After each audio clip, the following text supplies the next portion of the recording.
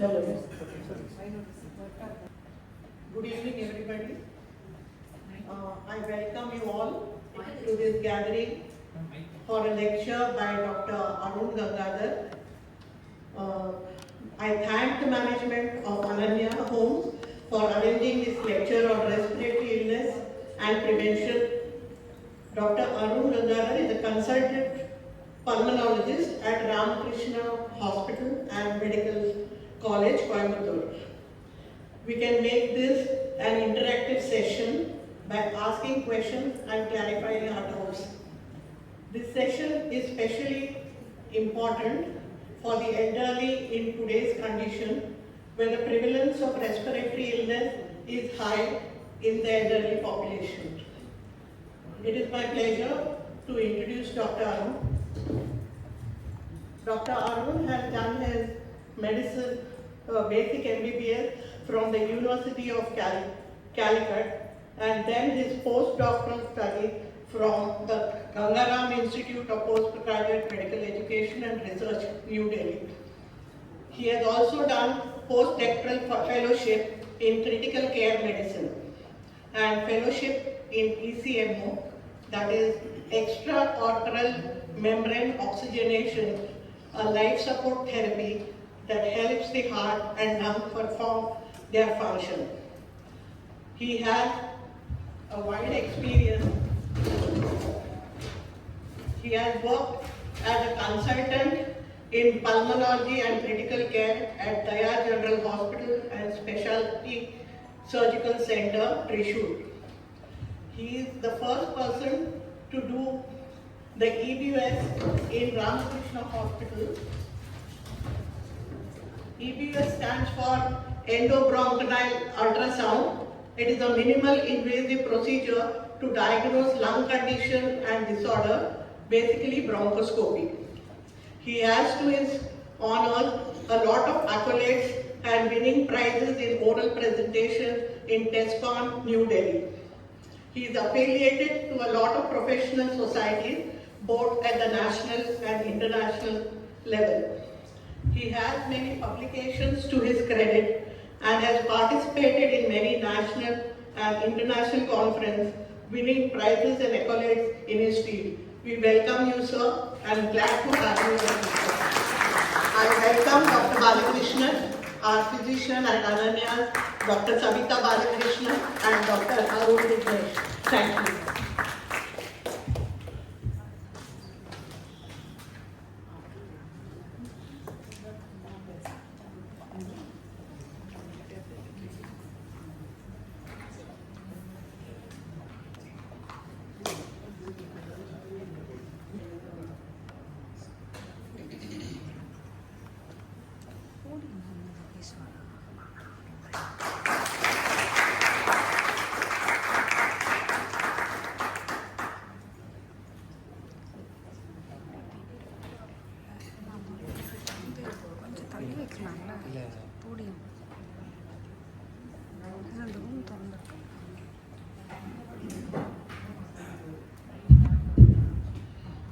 Good evening. At the outset, I would like to thank Dr. Balakrishna and management of Nani to welcome me here. And it's my second time. It's been a pleasure as always. Last time, even I had a good crowd at us then as well.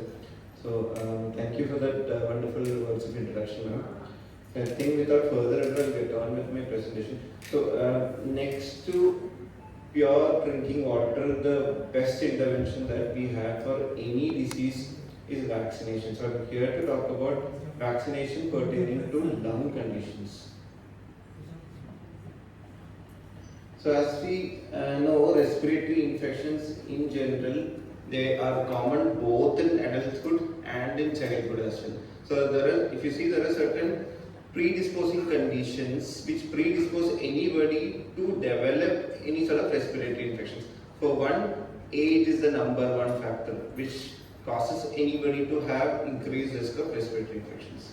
And as such, you would see that in a hospital, if you see when you count the number of OP patients coming in with respiratory ailments, whether it be cough, cold, fever, respiratory ailments might be the number one in a hospital. So that accounts for a huge number of proportion of patients getting admitted or presenting to a hospital. So as such, it's one of the most common reasons for doctor visits, and it's for school-going children, whether it be college-going adults. It's one of the most common cause of absenteeism from school or college or even work. So there are, as we see, there are a lot of modifiable risk factors. There are not a lot of non-modifiable risk factors.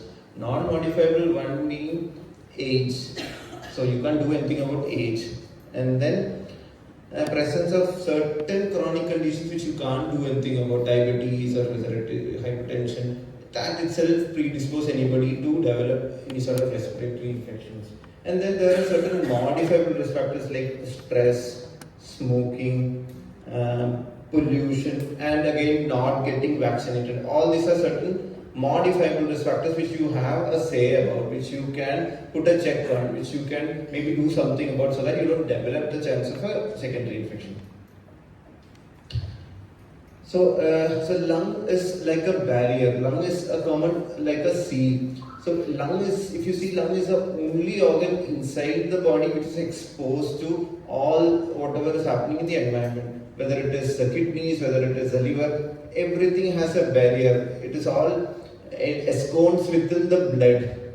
Only the lung is which is exposed to the environment. So whatever is happening in the environment comes in through whatever is there. The barriers might be good, might not be good. It can enter the lungs and cause a lot of upsets.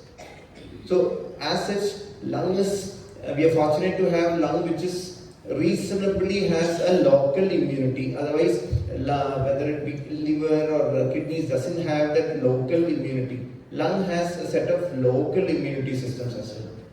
So as such, your nose that has a filter to prevent any sort of microbes getting in, and then there are certain certain hair bristles within the respiratory tract itself, which prevents you from getting, even if you are exposed to a pathogen or microorganism, you are less liable to develop infection to that. So infection and getting exposed are two different things. Getting exposed means any organisms can enter your body. So say for example tuberculosis. Indian population, 70% of Indian population are exposed to TB from outside. You can get, you might have already have TB bacilli within the lung. But then infection is some other thing, which means if your immunity within the lung is not so good, you can develop features of that organism which is within there in the lungs. So that is infection. And the first one is just an organism which is there. So my point is that there are certain local factors which protect you or prevent an infection from happening. But that doesn't hold good for many other conditions as well. Like for example, any condition of the lung called bronchial asthma, COPD, and many other conditions we are talking about, diabetes, kidney disease, heart disease, many other diseases. What happens is the local immunity itself goes bad. So what happens? All the organisms which are entering the entering the lung, they are liable, they are prone to develop all those, they are prone to develop infection as such. So we have vaccination to many such diseases. We have, so probably why we hear about vaccination quite a lot is with pertaining to COVID-19. COVID-19 came with a lot of flaws because it was not time tested. We had to do something about COVID-19 immediately, which is why we are hearing a lot of risk factors associated with post-vaccination. But whatever the vaccination that I am going to talk about, it's all time tested. It's been there for 1960s, 1970s. It's been there in this thing for so long. It's been proven to prevent and reduce infections, improve the quality of life, and prevent illnesses as such. So among these, one is pneumococcal disease, which is very well vaccine preventable. So pneumococcus is nothing but a bacteria, and then we have various viruses. So the basic difference is Viruses is a typical cold or a flu, that is a virus. Even COVID-19, that was a virus. But then there are certain bacteria, which bacteria, there are different microorganisms, but then generally body respond more strongly against. So as such, you would get more fever, more symptoms when a bacteria enters the human body, unlike a simple virus. So pneumococcus is the most common bacteria which can enter the human body, human lungs, and can cause any sort of infections. So yes, no, pneumococcus is not the same as cold or flu. There are certain vaccine preventable diseases. One among them is pneumococcus, another one is flu, both of which I will be talking about.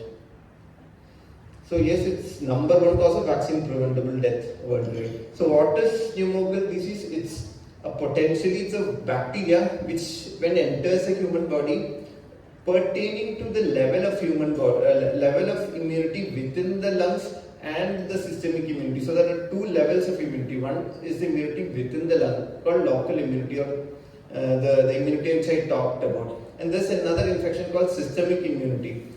So somebody who has again diabetes, the systemic immunity is going to be bad. For somebody who's 30-year-old who's having no other issues, their immunity is going to be much better. So for them, so as such, the degree of infection is going to be different. So as such, when it enters a human body, enters a human lung, it can cause a simple bronchitis, or it can cause more bronchitis, can cause pneumonia even. And even in some cases when the immunity is bad, it can invade the lungs, get into the blood system, and then cause profound sepsis, and this infection can even spread to brain. So what I meant is, depending on the level of immunity, there are different degrees of infection. There's meningitis or brain fever, there's simple pneumonia, bronchitis, everything is there by simple bacteria. So as such, it's any patient, anybody who's going to have fever, cough, shortness of breath, they're liable to get hospitalized for multiple reasons, to prevent any further infections from worsening and to control the current infection. Why am I stressing on all this? This thing is that with one stroke of a vaccine, we could have prevented all the spectrum of the infection. Right. So it's typically a bacteria which grows inside our upper respiratory tract, and then it can spread through coughing. That is how somebody causes. That is how typically the bacteria spreads from one to another through coughing. Even through talking, it can spread from one person to another person. And then it can cause all these infections that I've talked about, lung infection, or there will be brain infection. And as such, it can get into a stage where it is serious enough, and it can happen to anybody, regardless of age, regardless of any other status. It can happen to anybody, even 30-year-old, 25-year-old can get the disease. And as such, but the risk of developing a serious infection is more for somebody who has less immunity. And generally it spreads from one person to another person through coughing, through contaminated even if you handle any handkerchief of somebody who's ill, even then you can get the disease, because you have touched the fomite and then you touch it, you take it to your throat, or you take it to your nose. Even that can cause infection in somebody else. And again, sneezing is another form of transmission. And the factor is that the person or the people who spread it from one person to another person, he or she might be apparently healthy, but then it then spreads to the second person. So what the common example I give out is, a child who's coming back from school, he or she might be apparently okay, but he might be coughing or sneezing a bit, and that one cough or sneeze is enough to spread that infection from him or the child to his grandmother or grandfather, and then in the grandfather can cause serious infections. Right. So these are the various types of this particular bacterial disease we have. bronchitis, which is bronchus is the tubes within the lungs. So that's any infection of it is called bronchitis. Then we have infection of the middle ear, that is called otitis media, and we have certain skull passage. We have certain air containing spaces within the skull itself. That's called sinuses. So this particular bacteria can cause infection anywhere. And then as I talked about pneumococcal lung infection, pneumococcal bacteremia, that is when the infection invade the lung, get into the blood, causing a profound infection everywhere in the blood. And lastly, it can get into the brain, which is called brain fever, which is sort of a very so as such, so all these are the typical symptoms you would have when somebody is affected with any infection. So high body temperature, that is fever, can have cough, chills, shortness of breath, and then joint pains, ear pain, chest pain, stiffness. So when it comes to brain fever, so as I said, somebody can have or not have any of the symptoms above and have just the other symptoms. Brain fever symptoms: stiffness, irritability, sensitivity to light, confusion, and sleeplessness. So this it can affect any part of the body. Right. So certain individuals, certain people of certain age and with other diseases, they are liable or they are more prone to develop more severe disease. It is not that they are liable to catch the disease more. It is that they are liable to develop more the disease is going to be more severe for individuals with more age or with certain other risk factors. So patients or individuals with COPD, that is any part of lung disease which is swollen up, who has been a smoker, who has had multiple other infections in the past, for them the lung is going to be a bit demodeled. For them, it is, even if small infection goes in small micro go in, it is going to create a lot of secondary infections. Somebody who has kidney disease, for them immunity is going to be less, and then for them infection rate is going to be higher. Asthmatics, any immunocompromised individuals who has been taking multiple immunocompromised medications like steroids and many other conditions can have higher liability, higher risk of infection. Chronic heart disease, diabetes. So all these, what I meant is all these individuals with multiple risk factors can develop other chronic health problems, including infections. Again, 19-year-old, with any other conditions, they are at higher risk. COPD, asthma, diabetes, as I've talked about. Again, what American health guidelines says, anybody who is more than 65 years of age, regardless of any other comorbidities, whether they do not have any other comorbidities, have to get vaccinated with pneumococcal is what they recommend. Regardless of their comorbidity condition, they have to get vaccinated with pneumococcal at least. So because adults who are at 65 years are generally prone to develop 6 times more infection rate than somebody who's healthy at middle age.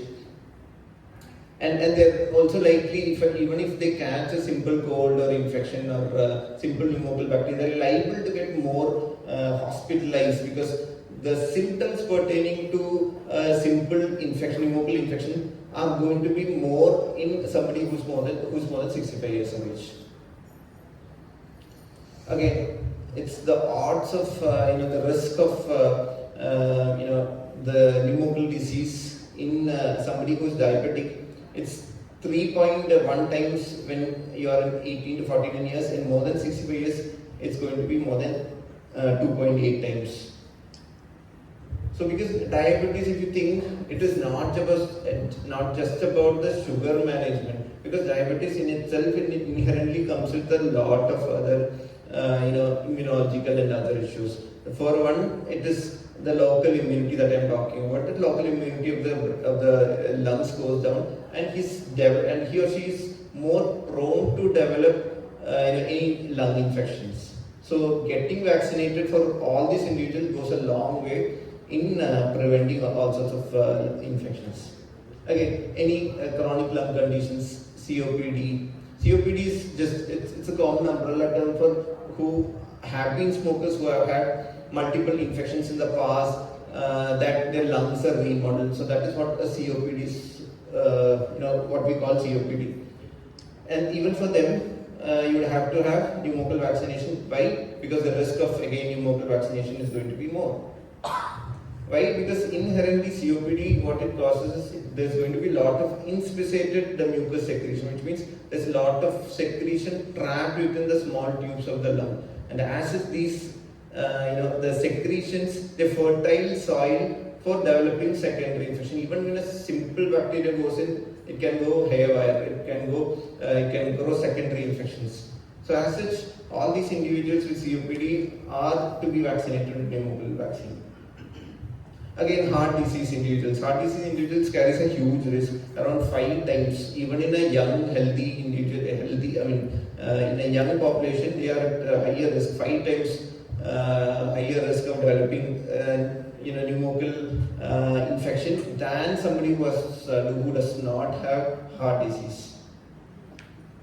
So heart disease generally make it harder for them to fight off certain diseases. So it is not just pneumococcal, it is it makes them hard to resist any other infections. Even simple flu, it is very difficult for them to, even COVID we have talked about, COVID it's generally difficult for them to fight off a simple COVID if they have a heart disease.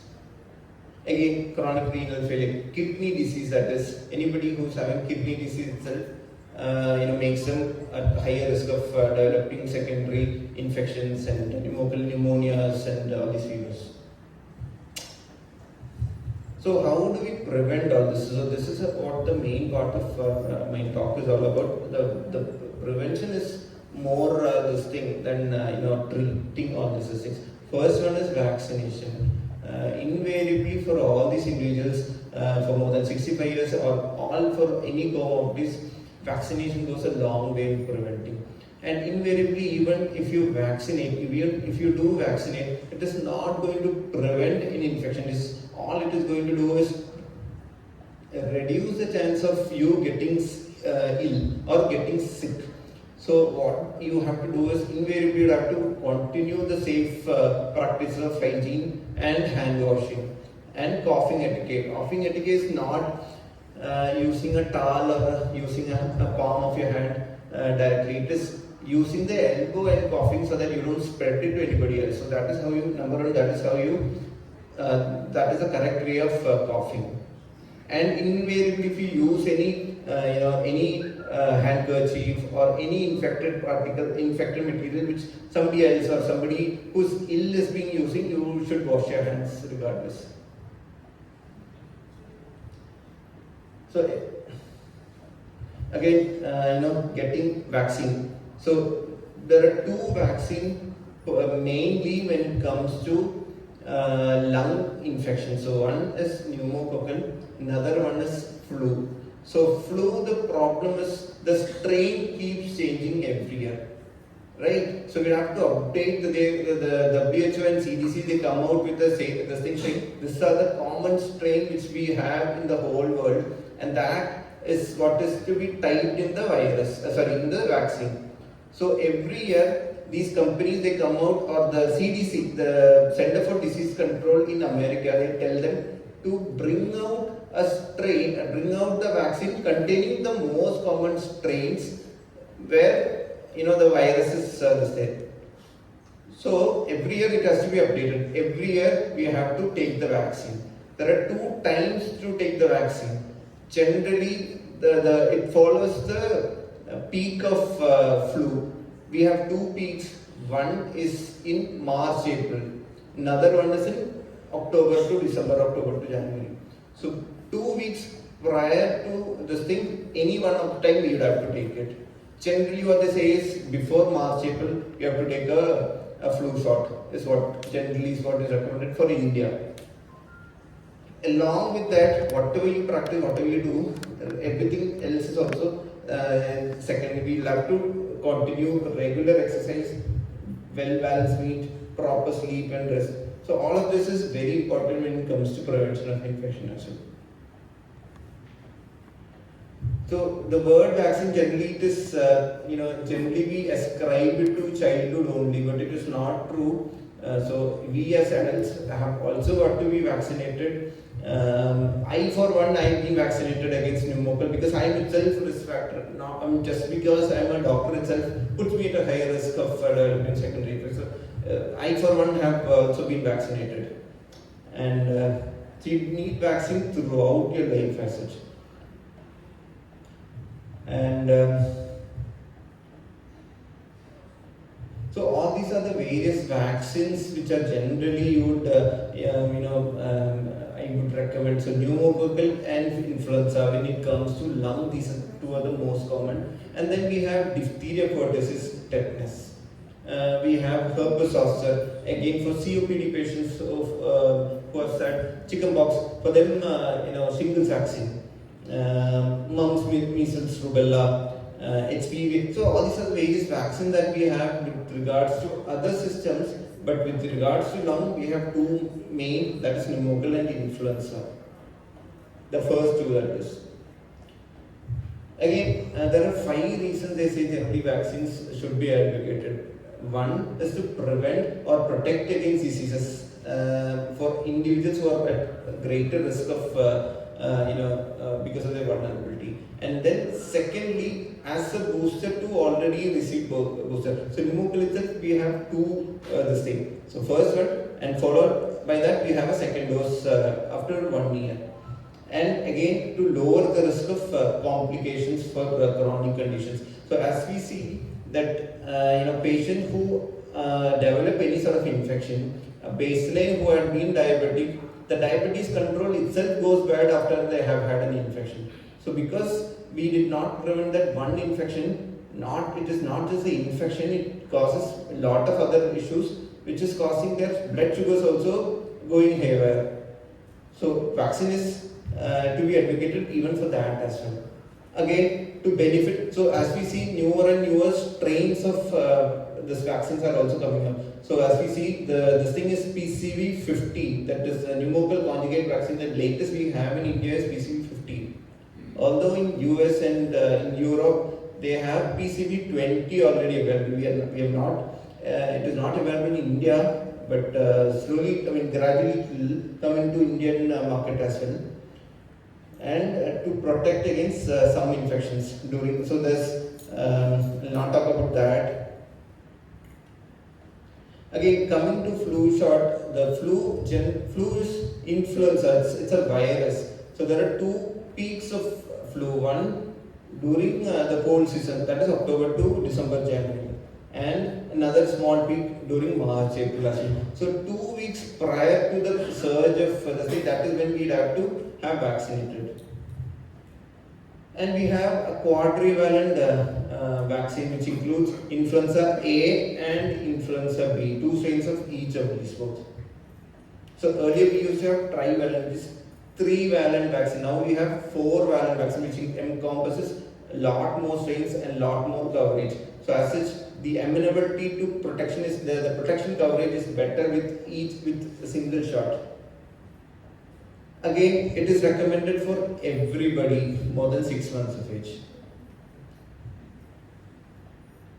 And as we see, so many vaccines have to be co-administered as well. It is not like PCV or a pneumococcal vaccine can protect against flu. It does not have. Or even during COVID, a pneumococcal or a flu shot does not protect against COVID. What we have to do is co-administer multiple vaccines. So that is how it is. Against pneumococcal we are giving 1 shot. Against flu we are giving another shot.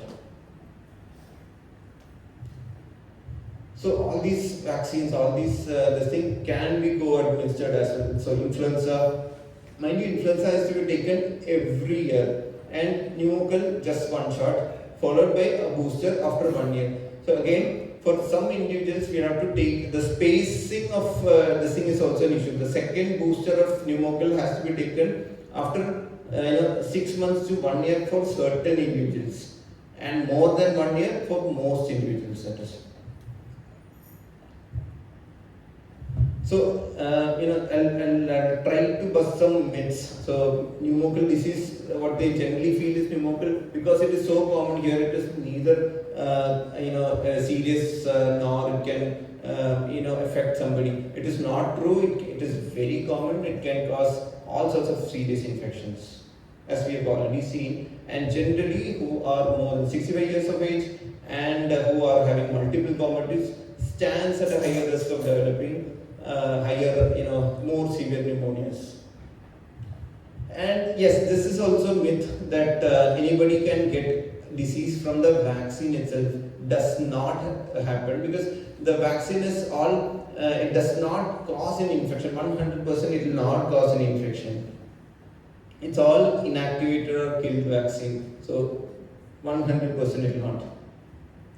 And what it does is it induces an immunity to sort of produce antibodies against that bacteria or the virus. So there's immunity within our body. So as such, the body will remember the strain that we had been vaccinated, and as such, when that strain goes in through infection, body will have a better response, mounting an immunity. So that is how it works. It is not by giving an infection itself. It is by inducing an immunity so that next time when you get an infection, we'll have a better chance of resisting it. Again, there's a lot of talk that any sort of vaccination comes with a lot of risk effects. It is not true. Although we had seen some risk factors with the COVID vaccine, mind you, it was not a time tested, it was short experimental this thing. But pneumococcal or for any other this thing, whatever we have, vaccine that we have, they're all time tested. So as it does not have any risk effect. Few side effects, although you can have is one day you can have fever, one day you can have pain or swelling here. That's about it. You can.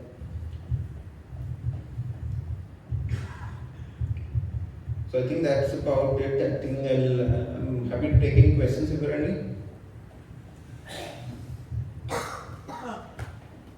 Of course, we have to be vaccinated, and most of these things are in a population which can afford to take these vaccinations. It's okay, but why is it not included in the national schedule that you can make it compulsory for all to take it? Only one reason. Because it is not, as you mentioned, it is not cheap. So that means a larger population will Correct. not get vaccinated. Correct. And they could easily be the 100%. You know what, in US and Europe, it has already been involved in their common schedule. It has been there. It has been incorporated in the schedule for 20 odd years. That now they are not saying it is to be given for all individuals because it is there already in the immunity. Everybody has got the immunity against it because they've already received even childhood level they have already incorporated the national schedule in America and Europe, not in India, unfortunately, because government is not able to subsidize any of it. So till such time we are still at a risk. Yes, We we are at high risk. So that is why we say that is why we are saying everybody should not, we can't say that everybody should get the vaccine. Although we would like to say that, we can't say that everybody should get the vaccine because it is not, as you mentioned, it is not very cheap. So anybody who can afford or who are having other issues, having multiple comorbidities or age, definitely should get it. Even Indian guidelines say above more than 65 years should get it. Yeah, but most of the 65 population, those who are living in below poverty line, cannot Correct. afford this vaccine. Correct. And they could be the host to even cohort to give the infections, no? 100%. I think government should take up this question. Just one question. Previously, this flu injection we were supposed to take once every year, and the pneumonia once in 5 years. Now, is it true that now a new vaccine has come, which is to be taken once in a lifetime? Sir, this thing, as you mentioned, once every 5 years, it is not the conjugate vaccine, it is another vaccine called subunit vaccine, PPSP 23. This PCV20, I'll tell you This is why. for No, that's for pneumonia only, but there's another vaccine. As I said, the second booster, right? So for individuals for more than 65 years of age, only one is enough. PCV15 is all enough. Because PSV23, as you hear, right, the 23 includes a lot more strains.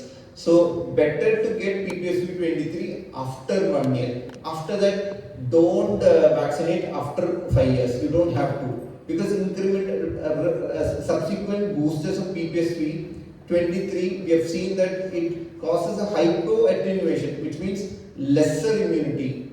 So, more than if you're vaccinating for somebody who's more than 65 years of age, PCV15 followed by PPSV23 after 1 year is all that is enough. All people who are living here are more than 65 years old. Correct. That's So right. recently there was an advertisement in Nani that a particular vaccine has come, which if it is taken once, then for the rest of our life we don't have.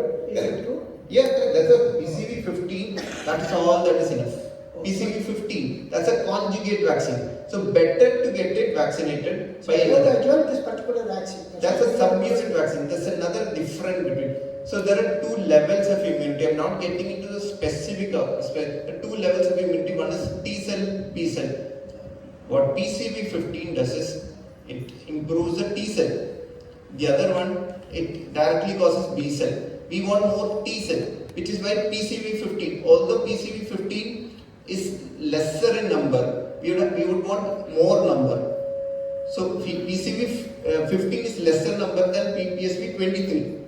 Although, but PCV15 has a lot more response. So PCV15 is all that is enough. It has to be taken first, and then PSV23, if you take it, is all the more good. But after that, after every 5 years, PSV, anything else is not So needed. I'm hoping that what has been administered is PCV15. PCV13, sir. 13. Okay. So different levels of PCVs available. PCV13 is there. We have PCV13 here. In India, PCV13 only it is available. In US it is PCV15 is on PCV20 is also available. What is the approximate cost of this vaccine? 4,000. 4,000. 4,000 rupees cost. So when it's coming for the Nani, the straight away Pfizer is giving offer 20%. Roughly 3,200 rupees. Am I correct, was it? Last time we had. One shot per lifetime. One shot for 200. One shot per lifetime. Already in Nani, more than 200 people got vaccinated. So what he is saying, PCV30, one shot is to be needed only. Regardless of that, better to vaccinate by PPSV23. That is another vaccine of the same. That is after 1 year. These are apart from the flu shots. Flu shot is to be taken every year. Twice. Every year. No. Not twice. Once a year. Either during March, April or October, November.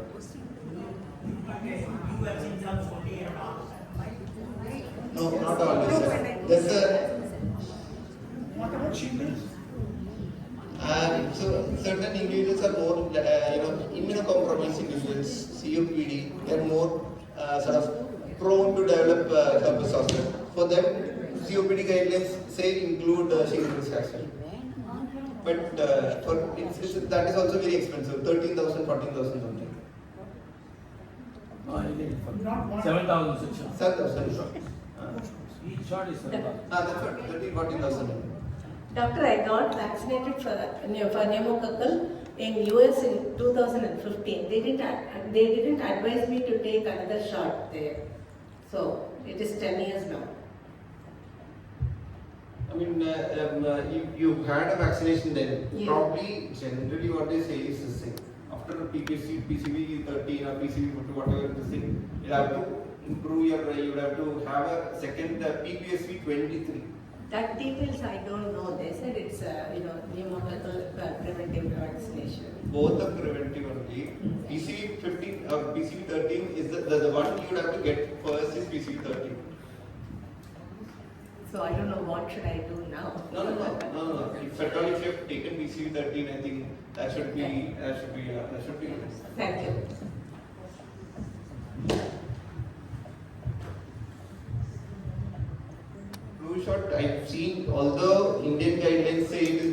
delicate. The southern hemisphere is available in March, April. I've seen that taking it prior to October, November, December season, that is better. September. Generally, but Indian guidelines say the southern hemisphere comes in March, April, that is when you have to take. But generally, I've seen my personal thing prior to October, taking it prior to October is better. 2 weeks prior to October. Generally, it comes in around September end or October first week. Doctor, can I ask you a question other than vaccine? Please. Yeah. See, these days mobility has increased, people are traveling here and there, and they are exposed to a lot of infections. There are a lot of pollutants like stop burning in Delhi, and animals, birds, and they carry a lot of infections, dogs, and perfumes, agarbattis, and so. So how to take care of this? How to minimize infections from these things? So masking is the best way. Masking itself is a lot of this thing. So the one I would wear is an N95 where it would prevent 95% of this thing. And generally what you would have seen as wearing till COVID-19 would have been a surgical mask which would cover 70% of microbes only. And that too you could use it only for 4 hours. Surgical mask can't be used for more than 4 hours. And then you have even an inferior quality of this thing called fabric mask or a cotton mask that can protect up to 50 or 55%, even up to 60% of this thing. So masking is the best way to prevent any infections. Secondly, although we can't be, we can be mindful about that, preventing infection or coughing at the case, or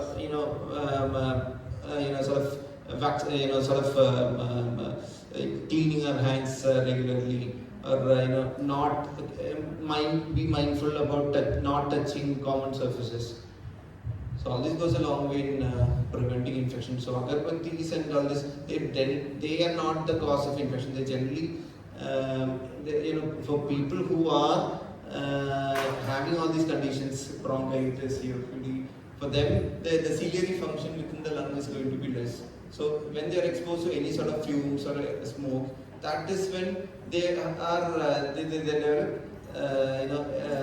secondary these things. It is not one agarbatti or this thing which is going to be a lot of other issues come in as well. How to improve immunity? There's no one answer to that. One thing is start exercising. Now I do not mean walking. Everybody would ask me this question. Walking generally does not improve your immunity very much. By exercise I mean a good 30-40 minutes of at least good weight training. But I understand for this age, for somebody who is more than 60, it's not easy to but at least start walking rapidly. Simple walking is not a good exercise. Simple walking does not do anything. Rather than sitting simply, walking, yes, it is better. But walking as such, it does not improve the immunity. You have to at least walk very rapidly, or the best form of exercise is taking up dumbbells or some sort of weight training, strength training. Consumption of Chyawanprash. No, so don't eat. Sir, I would suggest not to eat Chyawanprash. They're contaminated with all sorts of heavy metals and everything. Another question I would get is the utility of yoga and all the breathing exercises and everything. So generally breathing exercises, like there are many named exercises, not just in India. Everywhere, Buteyko breathing in UK, there are lots of in Chinese medicines, and there are a lot of breathing exercises. Every bit of these exercises, what they have seen is subjectively you might feel better, but does not really bring about a translational improvement in the lung function. So regardless of you do how much of yoga, it is not going to improve your lung function. It might improve your flexibility, it might improve other this thing, but the first exercise I would say is swimming, and then weight training. Sir, could you repeat it again? Swimming. The first exercise I would suggest is swimming. No, I'm not talking about this population generally, I'm talking about in general for Yes, sir. lung function. Population, we have swimming pool also. You should take up swimming in this.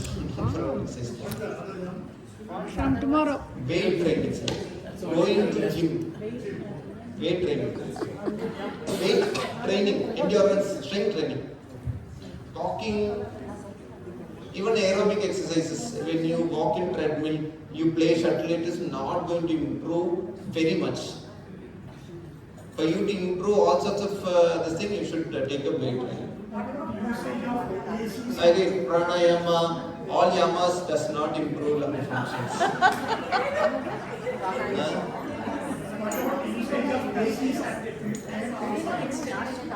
Air purifies, it is good. Air purifies is because in a country like India where we have a huge pollution burden, air purifies is good. But how do you do when you go out? You can't carry your purifier all the time. But if you're going to stay in a room and you're going, most of the time if you're going to stay in a room, all the more better. With air conditioner, the problem is it is going to sort of condition and also it is going to dehumidify. So it is better that you keep a humidifier along with this thing as well, with the air conditioner as well. Also the filters has to be. Air filter has to be changed, yes. Air filter has to be changed regularly. Yes. Oxygen? Oxygen inhalation. Sir, ma'am, oxygen is a medicine. What we have enough oxygen here. Just that it is filled of pollution. But you can't, for the sake of it, you can't take full 100% oxygen. She was referring about me. I am a COPD patient. Okay. I had been given oxygen when I was in the hospital. Oh, a BiPAP And machine. thereafter also, I take it periodically. Sir, this I can't answer without knowing your further details. Oxygen for one, we prescribe to individuals whose baseline oxygen is low, that it is hampering other functions. So oxygen, why lung has two main functions, right? One is taking in oxygen, two pushing out carbon dioxide. This is the main function of the lung. When it is hampered, we would have to give it artificially, which is why we prescribed oxygen. And so much so, for some individuals it can affect heart and other hemodynamics, which is why we prescribe oxygen for certain individuals. Oxygen is not like any medication or whatever I have been speaking. Oxygen is not like vaccination. It is a medication which doctor has to give it to you. Looking at your reports, looking at everything else, he is the one to prescribe you. Yeah, that's true.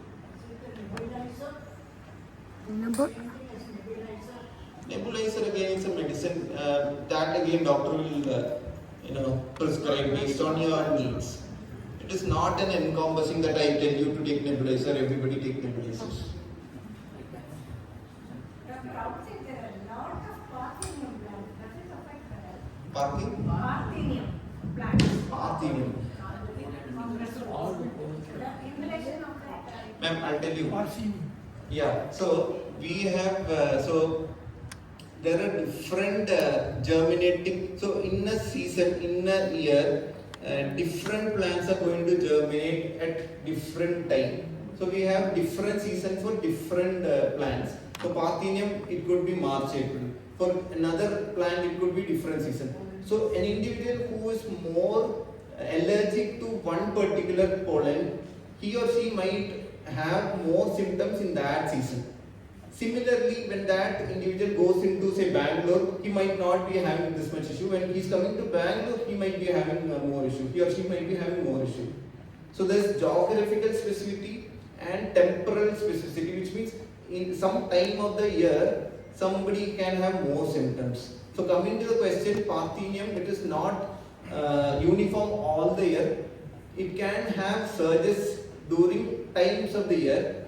So any individual who is sensitive to Parthenium or any plant for that matter, it is better to prevent or avoid that.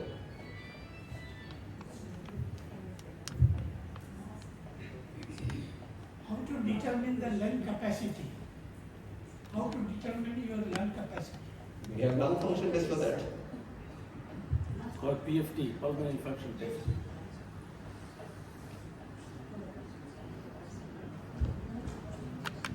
I want to ask you a question. Yes. People like me, invariably we keep getting coughs throughout the year, and especially during, say, from September onwards till March, till the sunrise, the sun is very hot, you know. So, do we take this injection shot in March and September, or just once? For any individual, whether you are having symptoms throughout the year or during one time, you take it only once a year. Flu shot is to be taken only once a year, and PCV vaccine, PCV 13 or 15 or 20, you take it once a lifetime only. Pneumococcal conjugate vaccine once a lifetime only, and flu vaccine once a year, whatever time you are going to take. So that is why I recommend, generally it is better to take it in October first to second week itself. That is when they generally come out with the vaccine.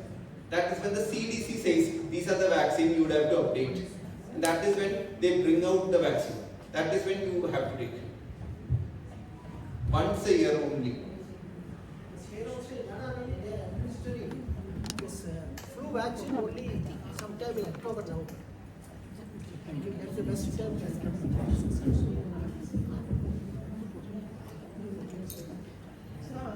You said the variants in vaccine changes, and if I have taken a vaccine of a particular variant and next time the variant has changed. That you don't have to be concerned about. That's a technical issue. I came out, I simply told what I meant was earlier there used to be only 3-valent, now it is quadrivalent, which means it is including more strains. So flu does not include all the flus, unfortunately.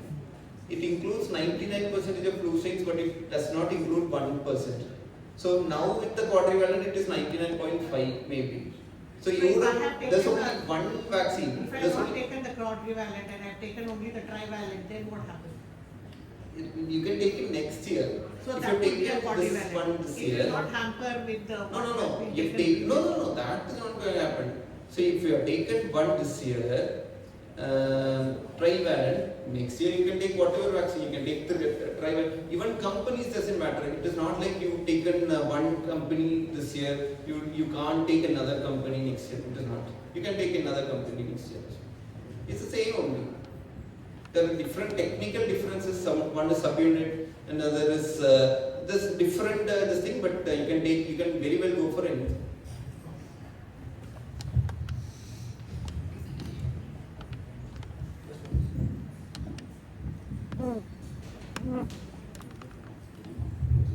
Good evening, everybody.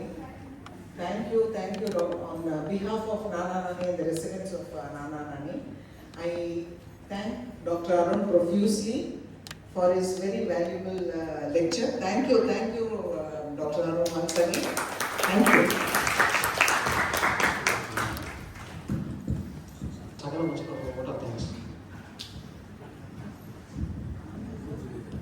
Good evening, everyone. On behalf of all of you and myself, I propose a hearty word of thanks to Dr. Gangadhar. Let us clap.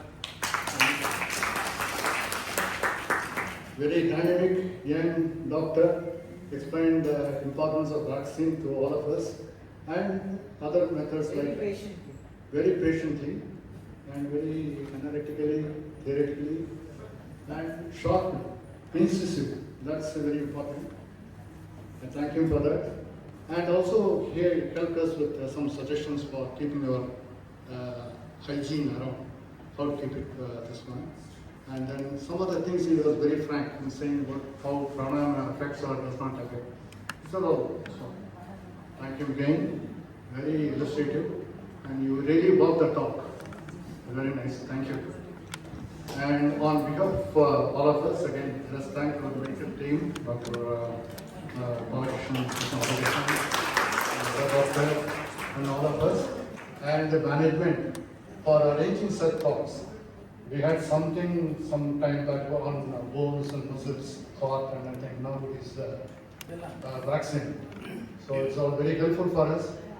And finally, I thank the Nana Nani management team, our very enthusiastic person relation, Pranesh, What's your name? Ramya. Swami, all the people who made this one very pleasant, air conditioning, electrical, everything, audio, video, everything. Thank you all.